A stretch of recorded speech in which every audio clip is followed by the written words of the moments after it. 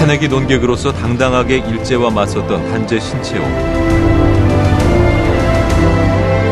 조선의 2천만 민중은 그의 글을 통해 일제의 만행을 자각했으며 함께 국정의 부패를 통탄하기도 했다.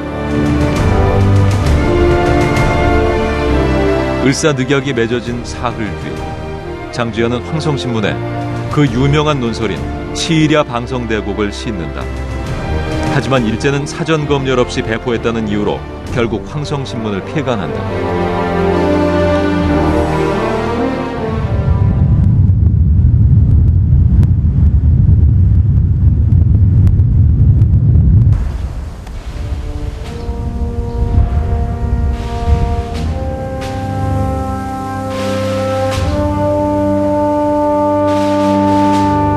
황성신문이 폐간되면서 단재는 양기탁의 추천으로 대한매일신보의 주필이 된다.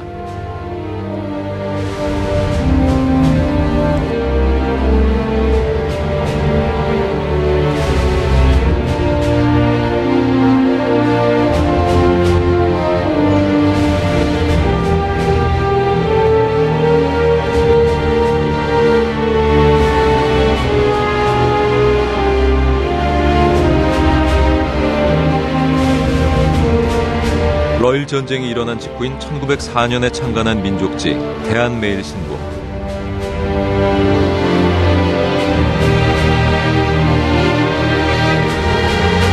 일본의 언론 탄압을 피하기 위해서 영국인 베데를 사주로 추대했다. 당시는 일본의 사전 검열에 의해서 속칭 부분 지워진 벽돌 신문들이 발행되던 시기였다. 하지만 영국인 사장은 치외법권이라는 울타리를 만들어 주었고 그 덕분에 대한매일신보는 항일운동의 구심점이 되었다. 단재 선생이 대한매일신보의 주필로 들어가서 썼던 논설은 대부분이 국민 계몽이거나 인권사상, 그리고 일본 제국주의의 침탈이 그때 가시화되고 있었던 그런 시점이었기 때문에 그 항일 민족의식, 이런 것이 참 불꽃 같은 그런 항일의 그런 논설을 많이 썼죠. 대한매일신보에다 일본의 3대 충노, 일본에 충성하는 세 사람의 노예. 단재는 나라를 팔아 자신의 배를 불리는 친일파를 신랄하게 비판했고 국민들의 각성을 촉구했다. 그의 대표적인 논설인 3명의 친일매국노. 여기에서 언급한 3사람은 송병준, 조중웅, 신기선이었다.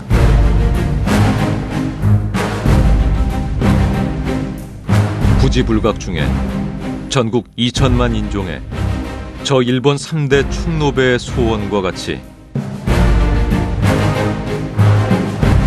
점점 일본인의 매와 일본인의 사냥개와 일본인의 소와 말이 되기 쉬우리니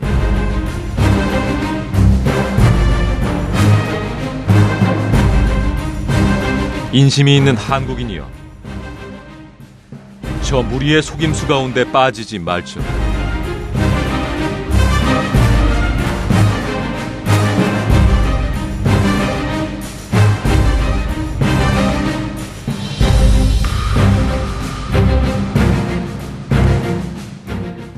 신기선으로 말하면은 그 단재 선생의 일가의 어른뻘이고, 신기선의 추천으로 그 성균관에 입학을 할 수가 있었는데, 자기를 개인적으로 도와주는 그런 사적인 관계하고 민족을 배반한 그런 그 고위 관리로서의 행적에 대해서는 용서할 수가 없다. 그야말로 공을 위해서는 사적인 감정이라든가 이런 것은 추호도 염두에 두지 않았던 그야말로 추상열일 같은 그런 지사지요. 일제에게 대한매일신보는 눈엣가시였다. 온갖 회유와 매수작전으로 논조를 꺾으려 했으나 효과는 없었다. 이토 히로부미는 한 연설에서 대한매일신보에 대한 불만을 드러내기도 했다. 한국 내 신문이 가진 권력이란 비상한 것이다. 이토의 100마디 말보다 신문의 일필이 한인을 감동하게 하는 힘이 매우 크다.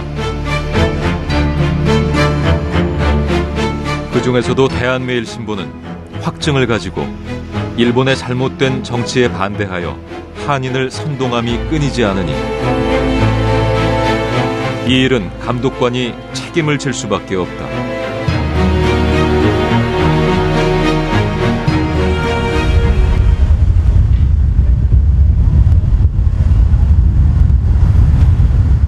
이곳 삼청동은 단재 선생이 서울 생활을 하면서 망명할 때까지 살던 곳입니다. 현재 정확한 위치는 확인되지 않지만 변영로 선생의 글 등을 추정해 볼 때 장원석유 서쪽인 삼청동 서쪽 일대로 추정되고 있습니다. 대한매일신보의 주필이 되었어도 생활의 궁핍함은 여전했다. 조선 통감부와 싸우는 신문사의 형편이 좋을 리 없었기 때문이다. 하지만 그의 마음은 누구보다 넉넉했다. 선생이 이곳 삼청동에 계실 때 일화가 또 전해지고 있는데요. 이웃에 품팔이하는 아들과 병든 노모가 계셨는데 우연히 병든 노모의 그 얇고 더러운 이불을 보시고 자신의 깨끗한 이불로 바꿔줬다는 그런 얘기가 전해지고 있습니다. 병든 노인이 얇은 누더기 이불로는 겨울을 나기 어려울 것이라며 흔쾌히 자신의 새 이불을 내어준 단재. 그는 어려웠던 생활에서도 이웃을 먼저 생각했던 깨어있는 시대정신이었다.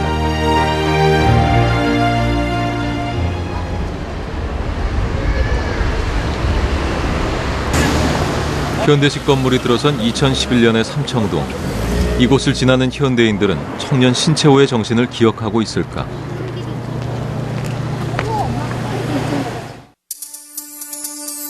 대한매일신보에 근무하던 4년여의 시간 동안 많은 글을 쓴 단재 신채호. 그는 애국심과 자강사상을 고취하기 위해 역사 속의 영웅에 관심을 쏟는다.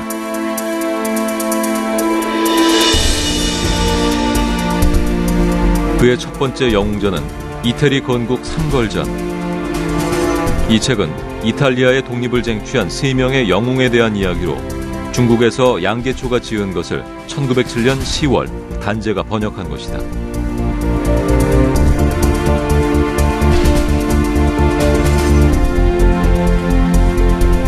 뒤이어 단재는 한국의 역사상 가장 용감했던 3사람의 무장, 즉 이순신과 을지문덕 그리고 최영 장군을 주인공으로 한 전기를 발표한다.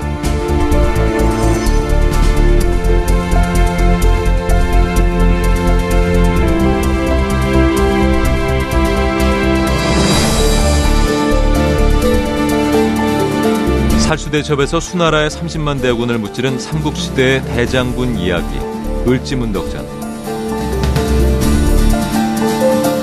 단재는 전쟁에서 공을 세워 국가를 지켜낸 영웅의 기상을 본받고자 했다. 그는 새로운 국난을 극복하기 위해 무장투쟁을 고취한다.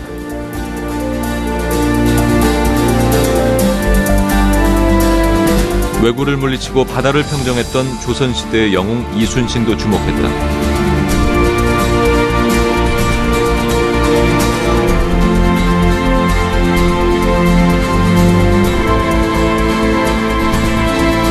(1908년 5월부터 8월까지) 대한매일신보에 연재했던 이순신 전기를 단행본으로 묶어 발간하기도 했다.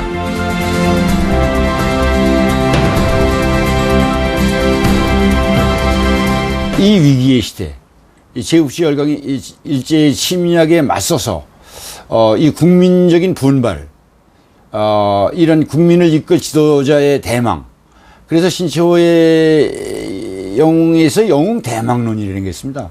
영웅 대망론은 그 메시아 사상과 직결되는 것이고, 바로 예수의 그 메시아의 그 재림을 강요한 것이 이 급박한 그런 시대 현실 속에서 상당히 비관적이고 이런 속에서 영웅을 대망을 했습니다. 물론 이게 영웅의 대망을 그치지 않고 이러한 영웅의 역할을 신채호는 국민 각자, 신진 젊은 청년들이 분발해가지고 각자 맡은 분야에서 최선을 다해서 이 위기의 시대를 해결할 의도가 담겨 있다고 할 수 있습니다.